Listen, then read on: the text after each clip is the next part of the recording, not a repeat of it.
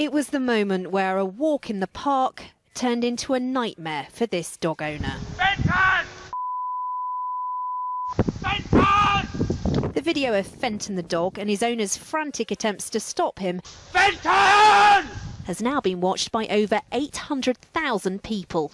Quite a surprise for the man whose 13-year-old son filmed it. About 3 days ago there were about 2,000 hits on there, or views, and then it just went mad yesterday, up to sort of 500,000 or whatever it did. Had loads of emails from people like CNN, CBS, Good Morning America. But Fenton's YouTube stardom has also highlighted the problem the park has with dogs chasing deer.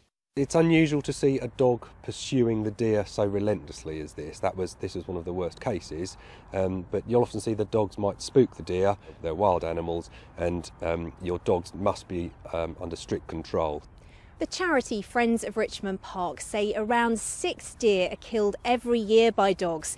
It says usually they target the baby ones, but occasionally a dog will actually maul a fully grown deer, which will then have to be put down. But some, like Bill Dubes, are sympathetic to Fenton. He says his dog Bertie had to be given extra training after he was caught chasing deer. Well, obviously you don't want anyone to get hurt. You don't want the deer to get hurt. You don't want the dog to get hurt. So obviously that's helpful. But as I say, sometimes it's the deer that attack the dog, not the other way round. Indeed, dogs and deer, says this trainer, require a careful introduction. Have the dog on lead all time until you're 100% sure that dog's going to come back to you in all situations.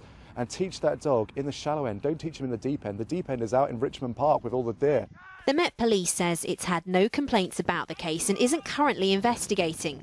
And as for Fenton and his owner, Fenton! well, despite unintentional internet fame, they now seem to be keeping a low profile. Sonia Jessup, BBC London News.